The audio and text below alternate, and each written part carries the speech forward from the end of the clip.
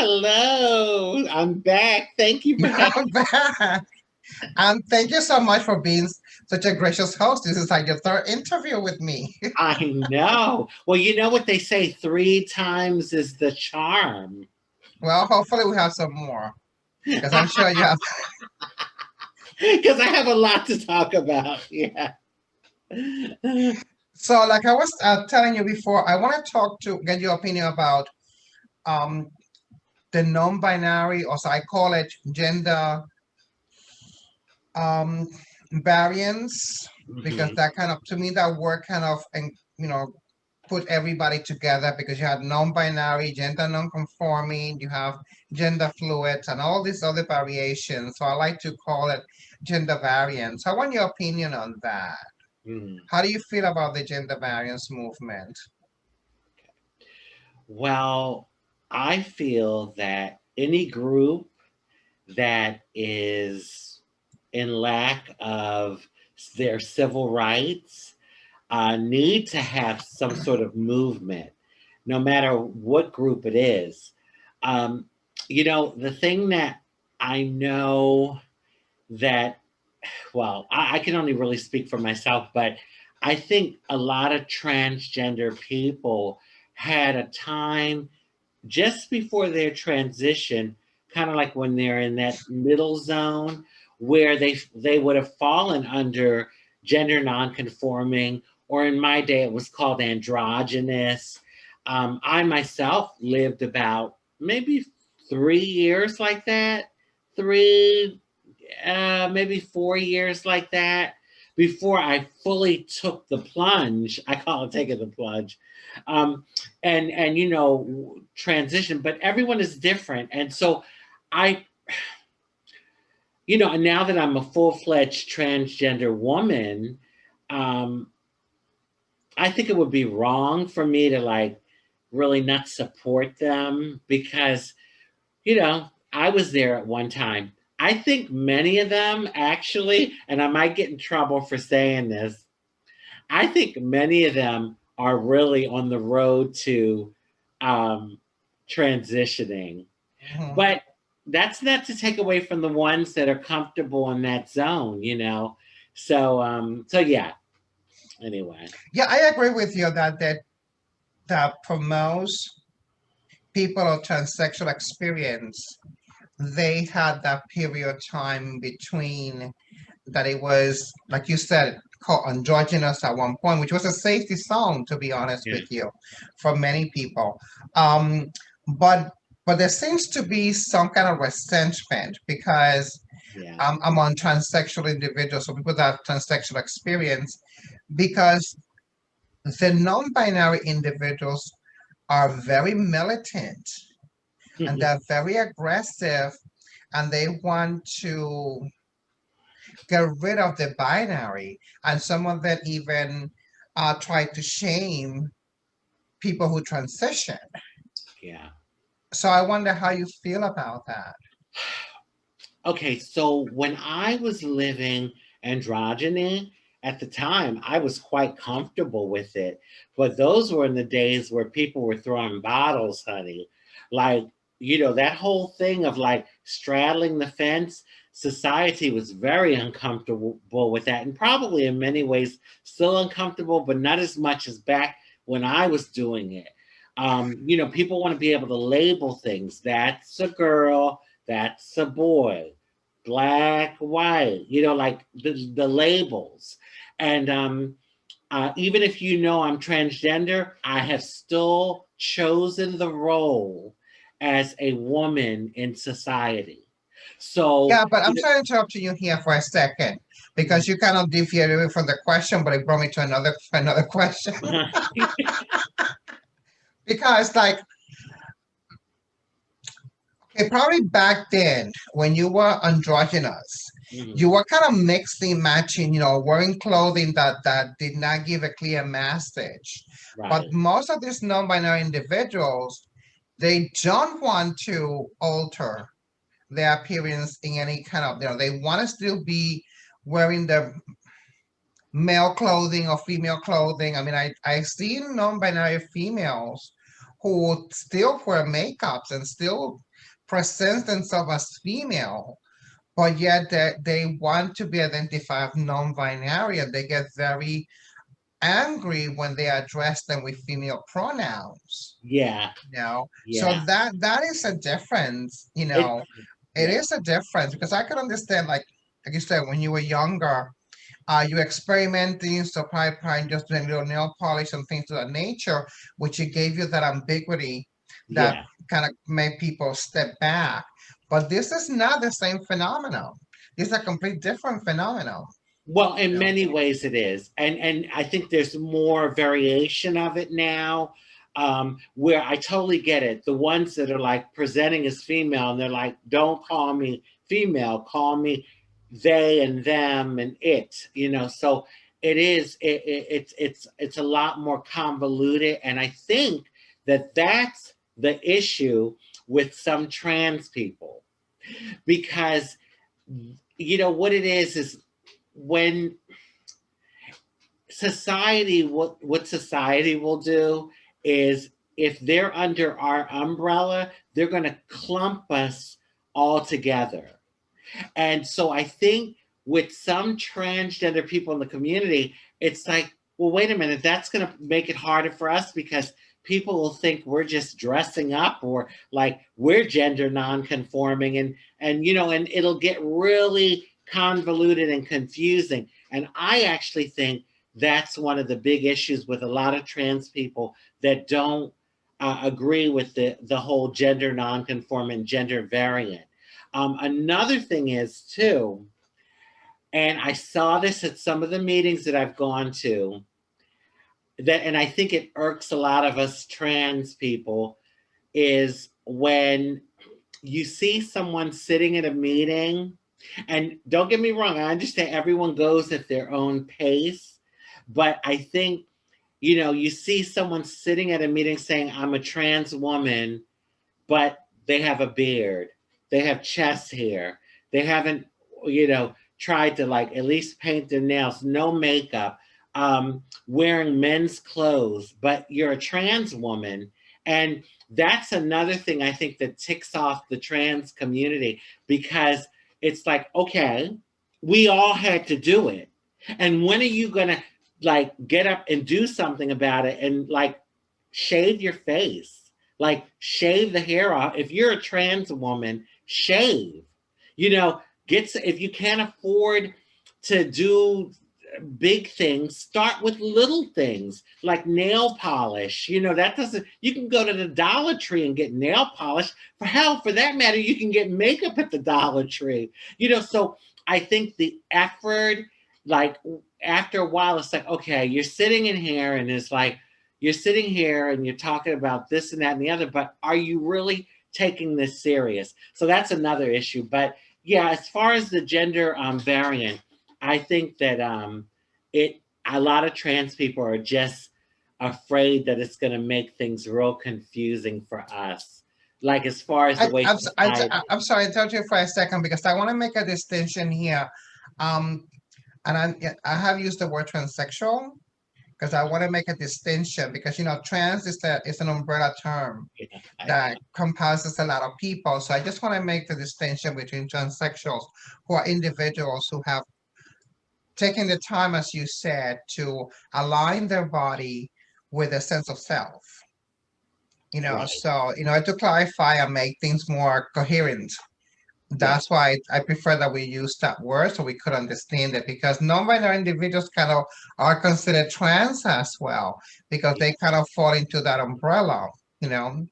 So, but I've seen a lot of non-binary individuals, like I said before, being very militant, that they really are very aggressive Yeah. towards the transsexual community.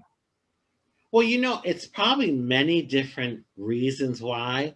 Honestly, I hate to say this, but I think a lot of them, well, no, let me not say a lot, a good number of them, a medium amount of them, deep down, they are really trans, but they haven't arrived at that within themselves yet. And there's something about seeing us transsexuals that have transitioned, that are living, our true authentic self, that scares them. It also irritates them and makes them angry, makes them sad, because we are something that they haven't arrived to yet. And I really believe that. I believe that it goes deep with that, because there's no reason to hate us. We're welcoming you into under the umbrella. Why would you hate us? And so I think that that's a big thing. And I've seen it too, and I'm gonna probably get in trouble for this one, but I've seen it with a lot of the queens. The queens that really, you can tell deep down, probably wish they had the Hey, what do ball. you mean by queens? Define Well, that word. okay, so I'm sorry. I'm using LGBT lingo. I'm sorry. I need to be definitive. Okay, so queen. When I say queens, I mean gay men that are very effeminate. That, and even some of the gay men that are masculine. They don't. When I go into Wilton Manors, I'm not always welcomed with like love and everything. They're looking at me like, "What are you doing here?" In some scenarios, but I'm talking about the gay men that are really, really feminine, and how they would be. I know, like when I came out, you kind of get like this shadiness from them, and I was like, why are they being so shady? And then it hit me one day. I'm like, oh, because they really wish they had the balls. Oh, no pun intended. To do what I'm doing. And hey, I can go on and on and on. We get men that they wish they could get. And I mean, Yeah.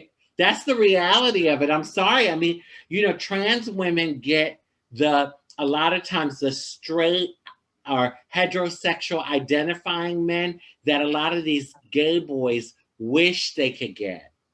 And I think that because of that, there's some jealousy and some resentment. Not with all of them. I'm speaking in general. But oh my Yes, God. I understand that, but that brings me to another topic, going Oh back to my the God. non-binary situation. I'm going to get in trouble. For that, I'm going to get in trouble. I love the LGBTQ community. Believe me, I love you all. okay. Um, Going back to the non-binary situation, because actually that is another thing that I read through a book actually, that which is something that kind of confirms my belief about the non-binary people. That the transgender word also include those feminine gay men or boys and those masculine gay women or lesbians. And I think that's exactly what this non-binary situation have come up from, because it seems that as the 1990s, there was this movement in the gay and lesbian world to be more um, accepted. As they was looking for acceptance in society, so they started trying to emulate the heterosexual community. They tried to be more straight acting, as they called it, and that's when this concept of listed lesbian came about. It was in the 90s. Yeah. So I think that has become so prevalent in those two communities, that those individuals that don't fit in there because naturally they are more feminine or more masculine. So then they started falling into the non-binary situation and then getting into the trans umbrella, Yeah. which it kind of creates more confusion, not only for them, but for the regular population when it comes to their transsexual experience and what transsexual individuals go through. That's true. Yeah. That's so true. Um, you know, well, I know in our community, I've seen it from the beginning. Even when I was a gay boy coming out from high school and starting to go to the clubs and stuff, I would always say, "Oh my God, there's so much separatism within our community, and we're already a small community as it is. But it's all this butch queen and femme queen and tranny and this and that. I mean, it was all this like, it's a small group already, and then you're like breaking it up. And I know that there's unity and power and unity, but yeah, another thing I've heard from the trans men, I just want to bring this up, is the trans men, female to males, they get flack from the lesbian community when they transition, because most of them lived as studs, as really butch lesbians before they transition. And when they leave that and transition as a trans man, they get flack from the lesbian community. So all everyone's having flack with everyone. Everyone's having some issue with somebody else. But that also brings me to another subject, because and this is something that I heard you say in conversation about this topic in particular, and you said this phrase about the real trans. Could you explain that to me? What does that mean? She's laughing. Oh, girl, Hannah, you are too much. Okay. All right. Maybe I used the wrong word, but what I was saying, what I meant by that is people, transsexual people that have transitioned. Like there's no androgyny, and you're not treading the fence or straddling the fence. You've made a decision to live your life as the gender that you feel comfortable as, and you're living that day to day, like on a daily basis. And so, there was that point when I was straddling the fence, and I really couldn't have considered myself a transsexual. But then once I crossed over, then to me that made me like a legit transsexual. And I'm gonna tell you, this is another thing that I think irritates the trans community, because we went through a lot, okay? We went through a lot to like be able to live our authentic truth, and and me live as a woman, the woman that I've always felt I was from little, the girl, the female. And so, to be disregarded by this new movement, it's a little offensive. It's a little offensive. Hey, it's all about being who you are and being proud of it. So more power to the gender nonconforming, forming gender variant community. But don't don't be angry and hateful to us. We've gone through hell to be able to live this way and live our authentic truth. We paid, especially a lot of the older girls, we paid our dues. We really paid our dues, because a lot of this younger generation, they're taking it for granted. Things are easier. And, that's a good thing. I mean, isn't it all about making it easier for the next generation? But, hey, it didn't just happen. It wasn't just like magical. We had the magic was the movement that we kept pushing and we kept striving so that we could get to these better days. So the younger generation, they don't know a lot of the shit that we went through back in the day, so that they can now be free to live the way they want to live. Yeah, that's actually true. That's actually true. I'm glad you said that. But again, you still didn't answer my question. What would a real transsexual be? Okay, so to me, there's two types of transsexual. Okay. There's three types of transsexual. Okay. There's pre-op transsexual, which is someone that's living like me. I was born at birth, I was assigned male. So now I'm living as a woman, as a trans woman. I have breasts. I present myself as female. However, I don't have the bottom surgery, so I Okay. still have my plumbing. Okay. I call it my extra long clitty. Okay, so Let's try to keep this, yeah, I know, but so then there's non-op, which I'm probably going to end up being, where you're everything that I said as a pre-op, except you are not going to have the surgery. You decide to just live this way, Okay. and with your plumbing. And then there's post-op, the girls that have the sexual reassignment surgery, genital surgeries. And so to me, those are the three categories of transsexual. Okay, but I heard this phrase about true transsexuals and things like that um several times in different venues. And there seems to be this dynamic between those individuals that came to recognize themselves.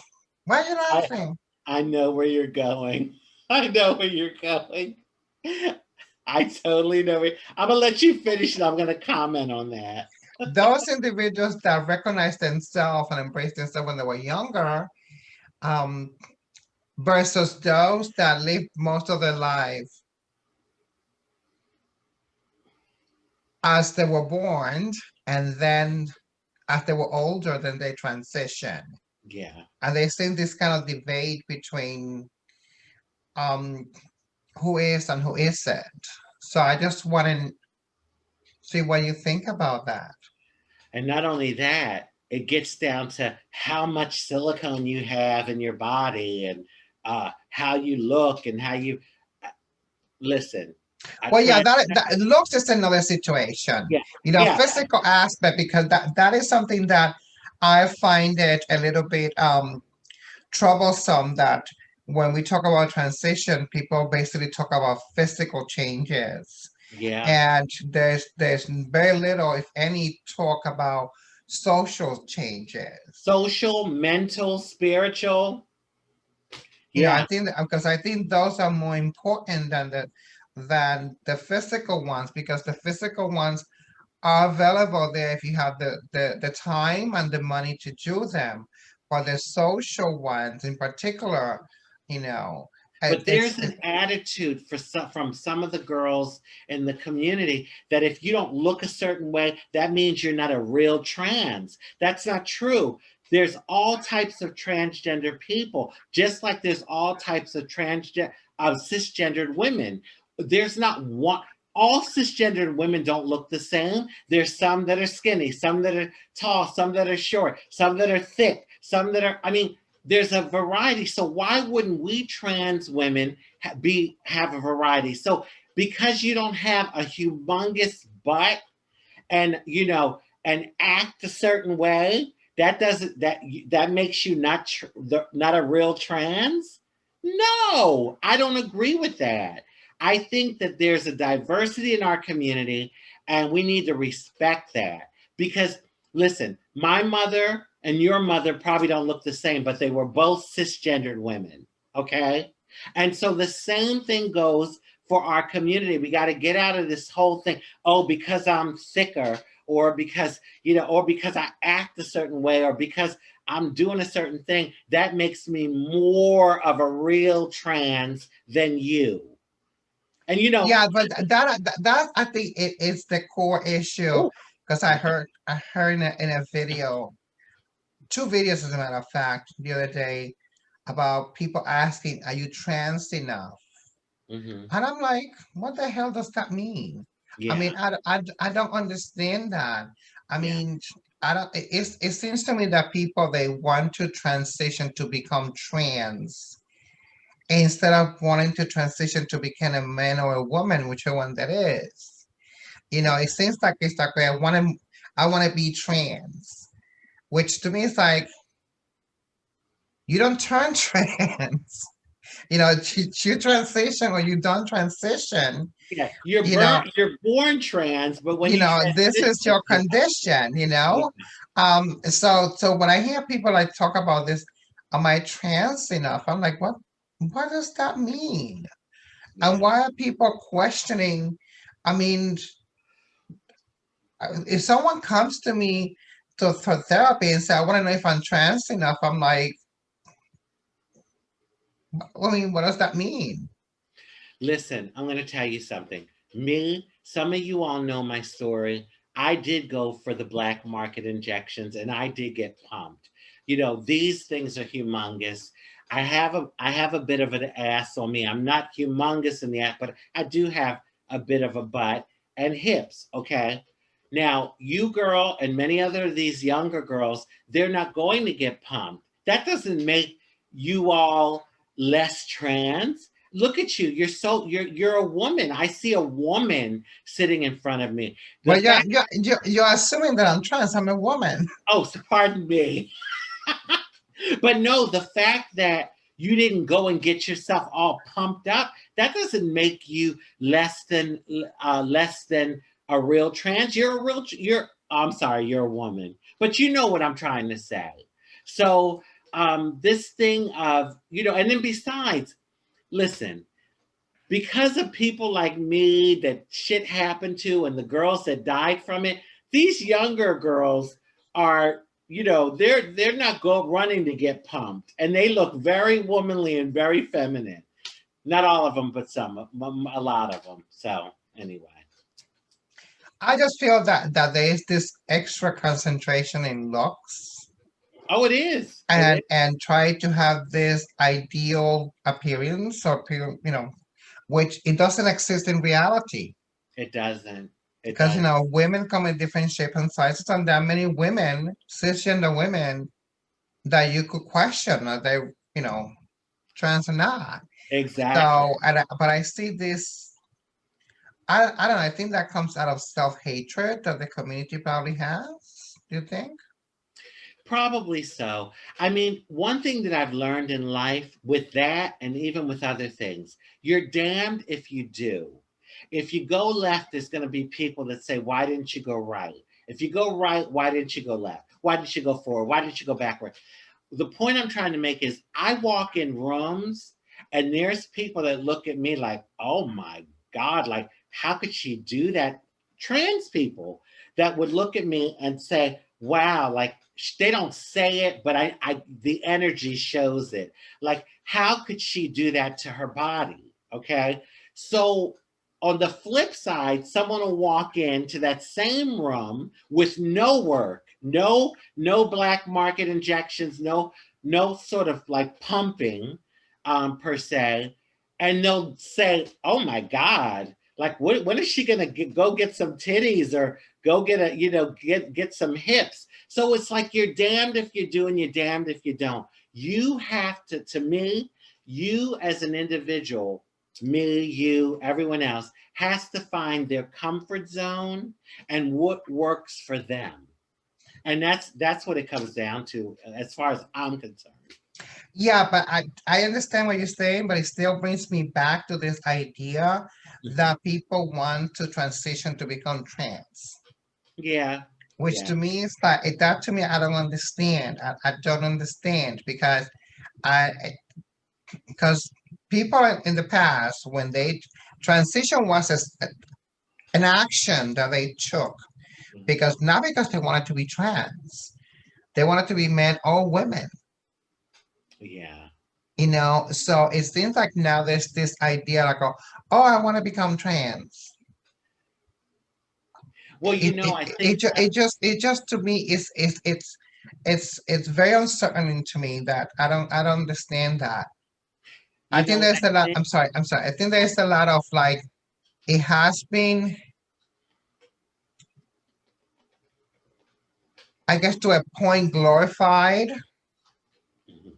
unintendedly glorified, so people feel like, oh, I want to do this. And it's unfortunate because there's a lot of young individuals who are falling into this idea without even knowing exactly what they're going into. And the fact that the word trans have been added to non-binaries and all these other categories, so also adds to that. Yeah.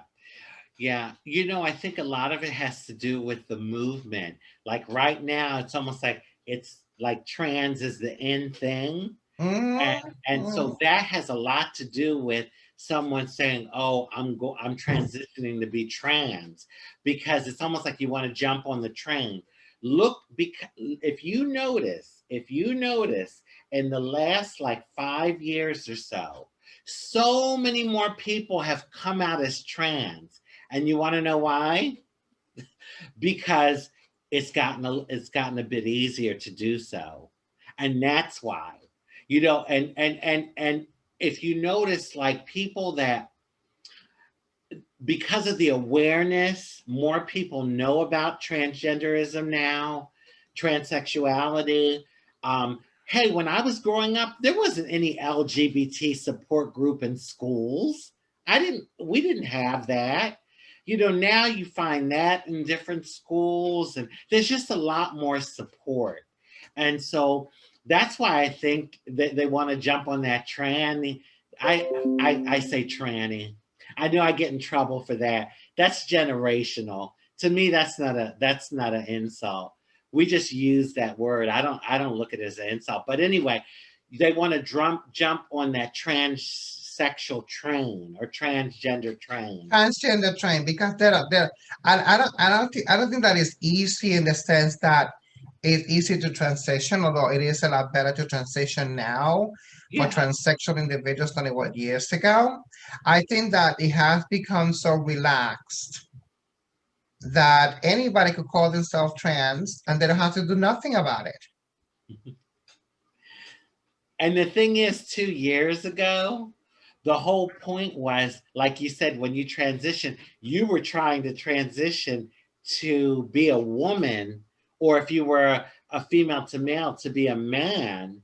And it was also a matter of safety. Like the more you looked the role, the less chance you would have to be subjected to like discrimination and attacks and stuff. So it was a Yeah, I different mean mentality. that's what. Yeah, yes, that's absolutely true. I mean, when people transitioned in decades ago, they transitioned to be a man or a woman because they want to go on with their life as men or women, and they wanted to integrate to society.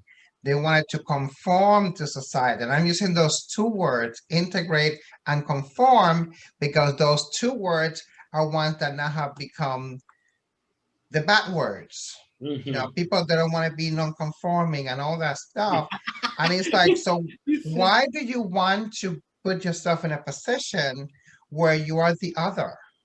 yeah, And that's why most or all the transsexual individuals that transition in past decades, they just wanted to be like anybody else. They don't want to be the other.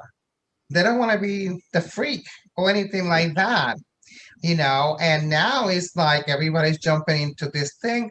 And not only are they jumping into it without even understanding, they're pushing everybody else too, which to me is a little bit disconcerting. Yeah, yeah.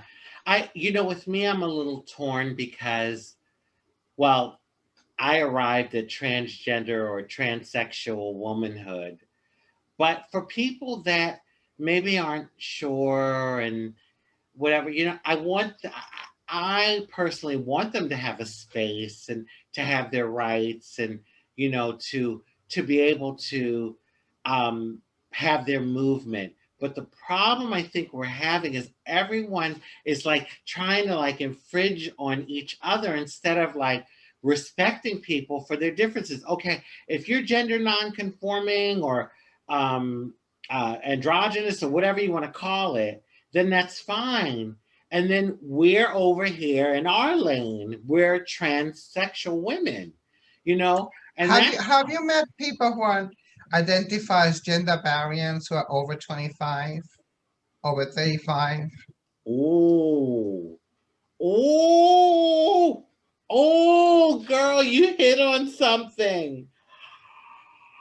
Oh my God. I think there may be, but I think it's a generational thing. Yeah. Yeah. Because you're right. Most of the ones that I've met, they're like no older than, I would say no older than 40. No older than 40. Yeah. Yeah. Yeah. And Hmm. I don't think that is generational. I think it's something else. You do? Hmm. I think it's something else, and I think that in a couple of years, this whole thing is gonna disappear.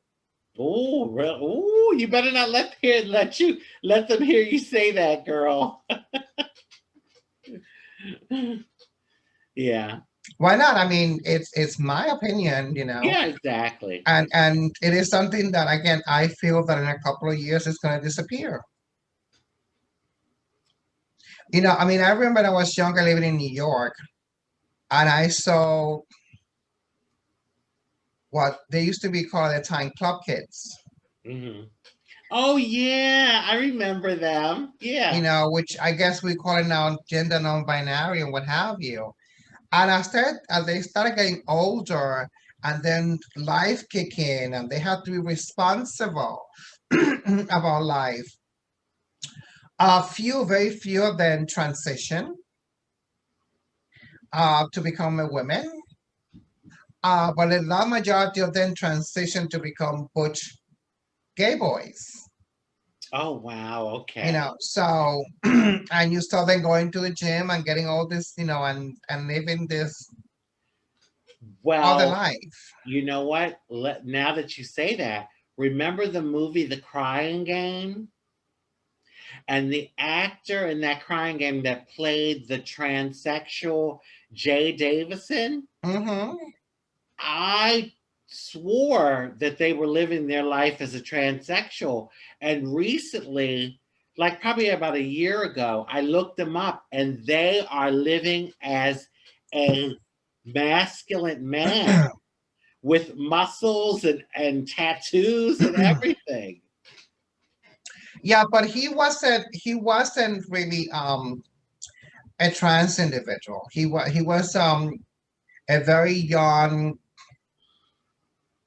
club kid, very pretty, you know, that will pass as a girl when and that was taking for that movie. And then the second movie that he did was the Stargate movie that he did the Raw, that he was still kind of in that. But then as he started getting older, so he wasn't feeling. And then Raw still it was a masculine role. It was just simply that Yeah. he was smaller. But as he started getting older, then you know, I don't. So I don't think that he was trans at all. See, and I thought he was, and Mm. but obviously he wasn't because he's not. He's living as a man, No, you no, he wasn't. He was just a pretty young boy that was playing a role. know. Hmm. Exactly. You know, so I remember he's English. So and Europeans, man, they did that a lot because you have Spanish actors, you know, have done roles like that, but that doesn't mean that they were trans. So Yeah, that's true. You know why I thought he was trans? Because he showed up to the Oscar in a dress and very feminine. So I was thinking, oh, because if it was an actor playing a role, then they would have showed up as their regular self. But I think it was a little blurred for him. He was like going through like an identity thing too. And then he realized that he's a I man. mean, we don't know what he was going through and stuff like that. There are many reasons why we could, you know, justify his appearance in the Oscars that way. You know, I mean, could have been part of the publicity, could have been Yeah, you're so many right. things, You're so many right. things. So. Mhm.